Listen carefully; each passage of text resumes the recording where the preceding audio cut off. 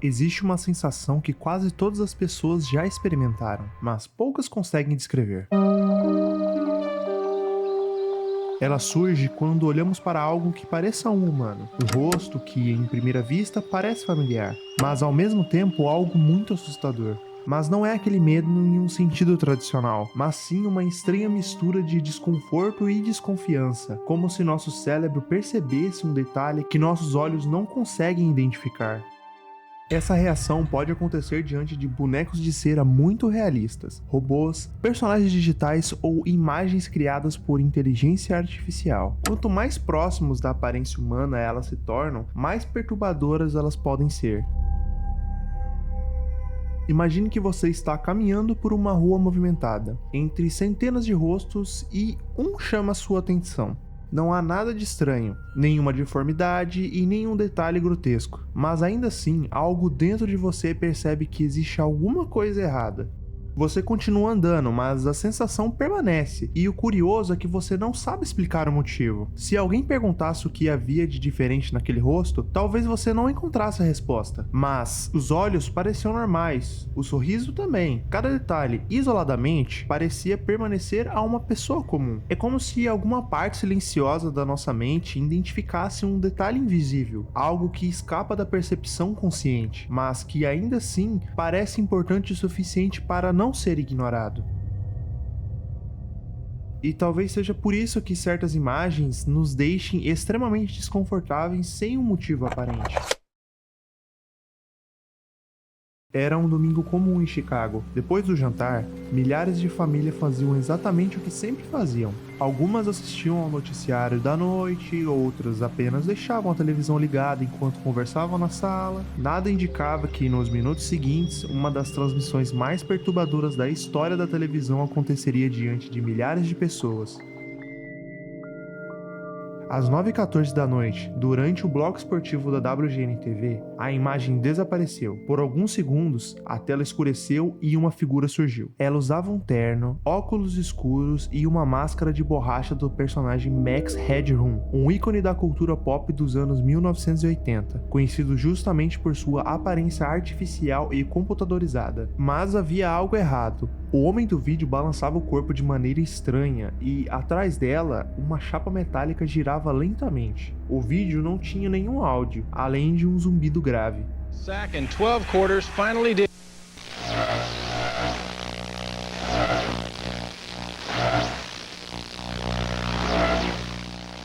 Nos estúdios da emissora, os controladores perceberam que alguém havia assumido o controle do sinal. Em uma corrida contra o tempo, alteraram a frequência do enlace de micro-ondas que ligava o estúdio de transmissão principal. Poucos segundos depois, conseguiram recuperar a transmissão. Quando o noticiário voltou ao ar, o apresentador parecia tão confuso quanto quem assistia em casa, dizendo que, se você está se perguntando o que aconteceu, eu também estou. Well, if you're wondering what's happened.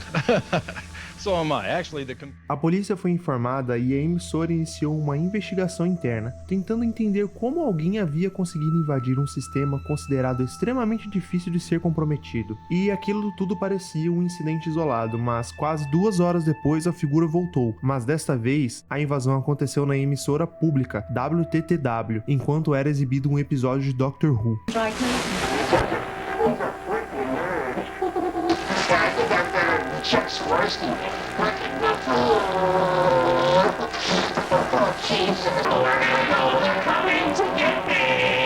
Ao contrário da primeira transmissão, os técnicos não conseguiram interromper o sinal imediatamente porque não havia engenheiros de plantão na torre de transmissão naquele horário. O invasor permaneceu no ar por cerca de 1 minuto e meio. E foi aí que tudo ficou ainda mais estranho. A figura começou a falar frases sem sentido. Naquela mesma noite, as emissoras perceberam telefonemas de espectadores querendo saber se aquilo fazia parte de algum programa ou se a televisão tinha sido hackeada. O caso rapidamente chamou a atenção de várias autoridades e passou a ser investigado pela Comissão Federal de Comunicação dos Estados Unidos e pelo FBI. Apesar da repercussão nacional, ninguém jamais foi identificado ou preso. O mais curioso, décadas depois da invasão, o incidente de Max Headroom passou a ser visto de uma forma completamente diferente. Quando o vídeo foi redescoberto na internet, milhares de pessoas começaram a assistir a gravação pela primeira vez. E independente da idade, muitos espectadores descreviam a mesma sensação, um desconforto difícil de explicar. Nos comentários, as descrições se repetiam. Esse rosto me dá arrepios. Parece humano, mas alguma coisa está errada. Não consigo olhar para ele por muito tempo. Quanto mais assisto, mais estranho ele fica. Se o incidente de Max Headroom tivesse acontecido hoje, talvez ele não interrompesse uma emissora de televisão. Talvez aparecesse na tua tela enquanto você desliza o dedo pelo TikTok. Desde aquela noite de 1987, a tecnologia mudou, mas a sensação continua a mesma.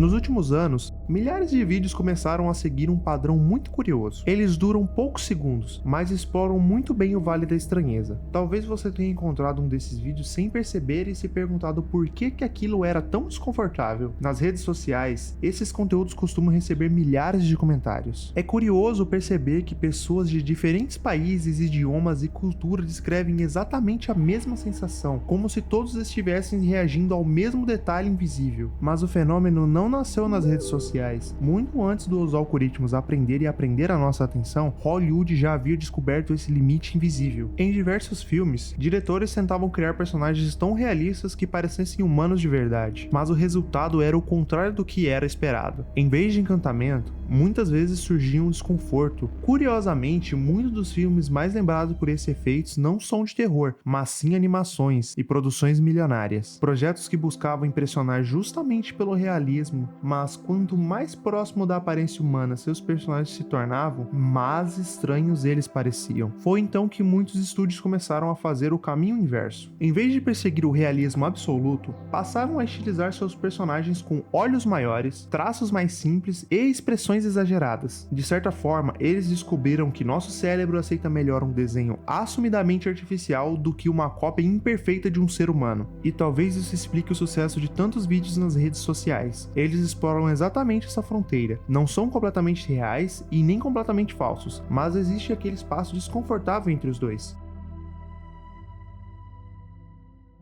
Talvez seja por isso que esses vídeos prendem tanto nossa atenção por tanto tempo. Não porque sejam assustadores, mas porque parecem desafiar alguma regra invisível que sempre usamos para reconhecer outro ser humano. Nós simplesmente não sabemos mais para o que estamos olhando.